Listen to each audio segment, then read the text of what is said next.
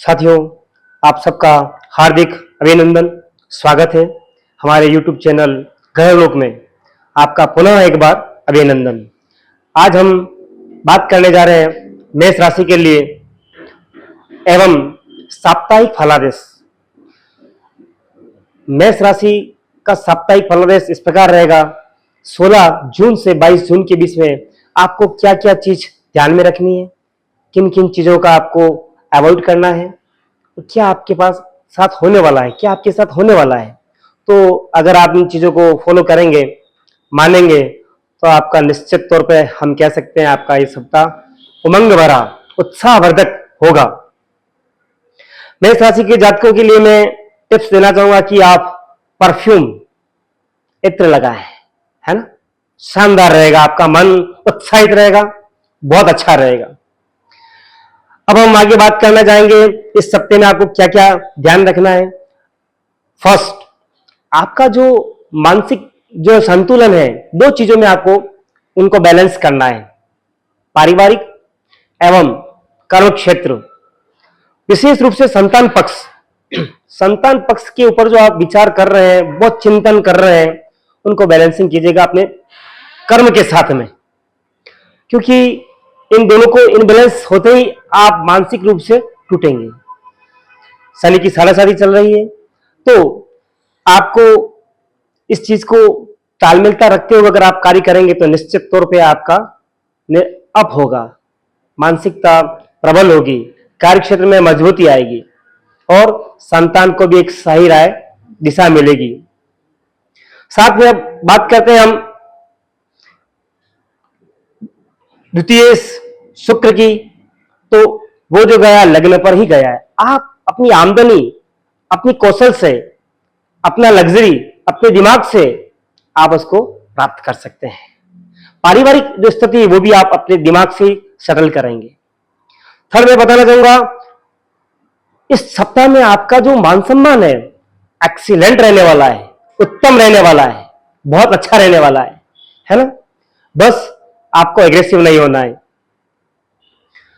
आप जो है, आपकी पूर्ण दृष्टि आप बाहर कहीं पर भी है, लेकिन आपका चिंतन परिवार के प्रति विशेष रहेगा, लगा हुआ रहेगा। क्या करूं कि परिवार अप हो, सब उनको कैसे मैं खुश रख सकूं, इसके ऊपर आपका विशेष चिंतन रहेगा।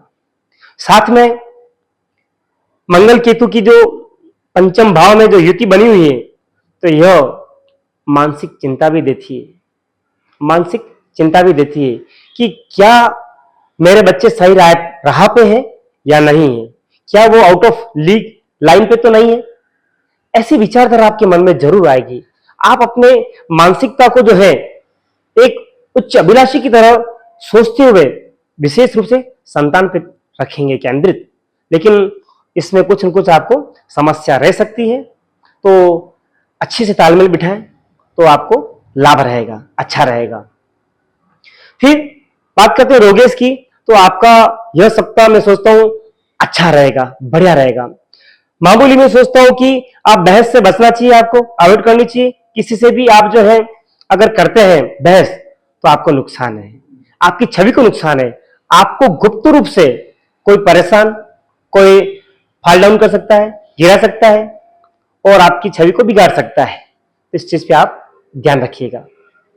फिर हम बात करते हैं आपके जीवन साथी के प्रति, तो यह सप्ताह आपके जीवन साथी के साथ आपकी मिस्ट्री बहुत अच्छी रहेगी, बढ़िया रहेगी। साथ में अगर आपकी कोई महिला साझेदारी करता है साथ में, उसके साथ भी आपकी ट्यूनिंग अच्छी रहेगी। मन मुटाव के बावजूद भी आप में प्रेम बना रहेगा, कोई उसमें संभावना नहीं है कि आपको नुकसान की स्थिति बनेगी। दोनों एक दूसरे को बराबर जो है तवज्जो देंगे, बात सुनेंगे, बात मानेंगे, चिंता करेंगे, इसमें कोई संशय नहीं है। तो ये आपके लिए बहुत अच्छा है, बढ़िया है। फिर बात करते हैं अष्टमेश की, तो मंगल जो है केतु के साथ है। तो आप जो प्लानिंग कर रहे हैं मेरे को एक साथ कहीं से पैसा मिल जाए, तो वो सरल नहीं है, इजी नहीं है, उसमें व्यवधान है। तो अगर उसमें आप चाहते हैं कि मुझे प्राप्त हो, तो उसके लिए आपको विशेष एफर्ट्स करने पड़ेंगे, है ना। ध्वजादान कर सकते हैं आप, चाहे तो बालाजी के मंदिर में आप चने हैं, गुड़ है, ये चढ़ा सकते हैं, इससे भी आपको लाभ मिलेगा। और कर्म को जो है अपनी बुद्धि के साथ जोड़िए, चिंतन जो करते हैं उसको ग्राउंड लेवल पे उसको एक्टिवेट कीजिए, तो संभव है कि आपको आकस्मिक सडन धन लाभ हो। फिर देखते हैं भाग्येश, तो आपका समय अभी भाग्य साथ दे रहा है ना? कितना दे रहा है कि आप मान के चलिए कि कम से कम 70-80% आपको भाग्य साथ दे रहा है इस सप्ताह में। तो आप जो भी कार्य करेंगे, धार्मिक यात्राएं हो सकती है ना, तीर्थ यात्राएं हो सकती है, लंबी दूरी यात्राएं हो सकती है, तो उसमें आपको अच्छा रहेगा। परिवार को ले जा सकते हैं, अकेले जा सकते हैं, और तीर्थाटन, देव पूजा, ये सब करने के योग बने हुए हैं। साथ ही हम विचार करेंगे आपका कर्म क्षेत्र। आप अपना कर्म क्षेत्र का विस्तार कीजिए, है ना? अगर विस्तार करते हैं तो नो डाउट आपको उसका लाभ कालांतर में मिलेगा। शुरू के जो 2-3 दिन है आप अपना फोकस कर्म क्षेत्र के प्रति रखिएगा। आगे के जो 2 दिन रहेंगे 16-17, तो आपको 16-17 जो जून है वो आपको विशेष कर्म क्षेत्र के ऊपर ध्यान देना है। 17-18 जो है उसमें 17-18-19 जो है ये आपको आपकी आमदनी जो कहीं ब्लॉक हुई है उसके ऊपर चिंतन करना है। जो रुकी हुई है, कहीं फंसी हुई है, उसको आपको बार्गेनिंग करके, उसको तोड़ मोड़ करके, उसको सेटलमेंट करके उसको लाना है। यह अपनी आमदनी कैसे बढ़े इसके प्रति चिंतन करना है आपको। फिर देखते हैं 20, 21, 22, तो यहां पर आपको अपनी यात्राएं अवॉइड करनी चाहिए, टालनी चाहिए, और अनावश्यक जो खर्च है उसको भी आपको जो है नियंत्रित करनी चाहिए। अगर ये चीज आप करते हैं, यात्राओं से सजग रहते हैं, टालते हैं, तो लाभ की स्थिति बनेगी।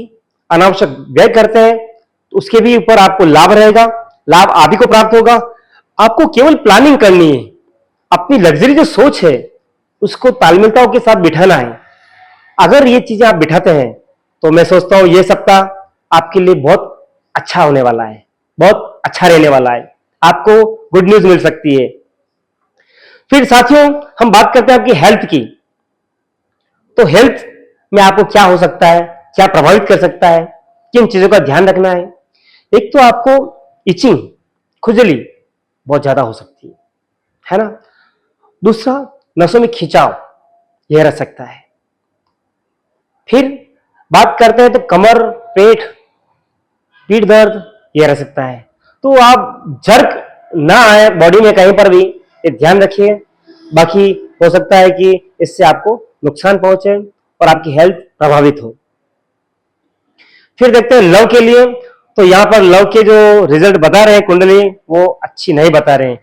अपने जो साथी है ना, प्रेमिका या प्रेमी है, उनके साथ आप जो है वार्तालाप करते हैं तो उसमें एक जो है निश्चित दायरे में रहें, अनावश्यक ना बोलें, अनावश्यक कुतर्क ना करें, सुने अधिक बोले कम। बाकी ब्रेकअप भी हो सकता है। फिर बात करते हैं हम रिलेशन की। तो रिलेशंस आपके जो सोसो हैं बहुत अच्छे हैं नहीं है, तो अपने कर्म के ऊपर फोकस करना है, बोलना कम, कार्य पे ज्यादा ध्यान देना है, तो आपकी गुडविल अच्छी है और अच्छी बनेगी। फिर करियर की बात करें तो करियर आप जो है कुछ नूतन अनुसंधान कीजिए कि मैं क्या करूं कि बाहर जाके या मेरी यही से आमदनी विशेष रहे। तो अगर मशीनरी संबंधी काम या आईटी संबंधी काम आप करते हैं, लग्जरी संबंधी काम करते हैं, है ना, तो निश्चित तौर पे आपकी आमदनी में बढ़ोतरी संभव है, इसमें कोई संशय नहीं है। फिर देखते हैं आमदनी के साथ अगर आप कुछ सीखते हैं, है ना, सडन, तो उसमें भी आपको लाभ की स्थिति बनेगी और निश्चित तौर पर रहेगी। बड़ी बहन अगर आपके हैं तो उसको मदद कीजिए, उसकी दुआ आपको सरल पैसा दिलवाएगी, अचानक लाभ दिलवाएगी। ये अगर आप करते हैं निश्चित तौर पे उनकी दुआ आपको प्राप्त होगी। फिर देखते हैं व्यय स्थान पर आपका शनि है, तो जैसा मैंने आपको बताया है कि आपको इन चीजों से यात्राओं को अवॉइड करनी है, अच्छा रहेगा। मैरिज, अगर आप जो है यूथ है, युवा है, तो अभी आपके विवाह के योग बनते हैं। कोई भी अच्छा ऑफर आता है तो आपको बात करनी चाहिए, मेलजोल बढ़ाना चाहिए, और विवाह के योग बन रहे हैं। बिजनेस के बारे में मैंने बताई ही है आपको कि नूतन किसी के साथ मिलकर कुछ चीज सीखें और उसको जीवन में अप्लाई करें तो आपको लाभ होने के पूर्ण योग है। स्टूडेंट हैं तो आप अपना भटकाव, अपने जो संगति है, मित्र संगति है, उनसे आप बचिए, गलत संगत वालों से दूर रहिए, अच्छी संगत वालों के साथ रहिए, अच्छी मेहनत करें, बाकी नतीजा विपरीत रह सकता है, आपका जो रिजल्ट है वो विपरीत रह सकता है। स्पिरिचुअल, आध्यात्मिक बात करें अपन, तो निश्चित तौर पे मैं कहूंगा कि अगर आप आध्यात्मिक जीवन जीते हैं या इस चीज पे आप जाते हैं, योगा है, चक्रास है, पूजा है, चैंटिंग है, निश्चित तौर में आपका मन उसके ऊपर विशेष रहेगा, आस्थावान रहेंगे और लाभ रहेगा। रेमेडीज, अब आपको इस सप्ताह क्या करना है जिससे जो कुफल है वो न्यूनतम हो जाए, शुभ फल आपको विशेष वृद्धि को प्राप्त हो। तो क्या करेंगे कि बालाजी के मंदिर में, हनुमान जी के मंदिर में गुड़ चना चढ़ाएं, केले का फल चढ़ाएं, सुपारी चढ़ाएं, सुपारी साथ में अगर संभव हो तो ध्वजा चढ़वाइए। ये दो काम करने से आपको विशेष फल प्राप्त होगा, आपकी संतान, आपकी एजुकेशन, सब चीज से आपको पॉजिटिव रिजल्ट प्राप्त होगा। फिर जो है भगवान सूर्य नारायण भगवान को अगर आप जल चढ़ाते हैं तो आपके विल पावर में विशेष वृद्धि होगी। और पूरे सप्ताह आप घर से निकलते हैं तो आप परफ्यूम यूज कीजिए, आपकी नजरिया, आपकी सोच, जिनसे आप मिलते हैं सभी का नजरिया आपके प्रति कुछ विशेष होगा, यानी पॉजिटिव होगा। तो मित्रों, साथियों, धन्यवाद, साधुवाद आपको, आपने सुना। जय श्री कृष्ण, प्रणाम।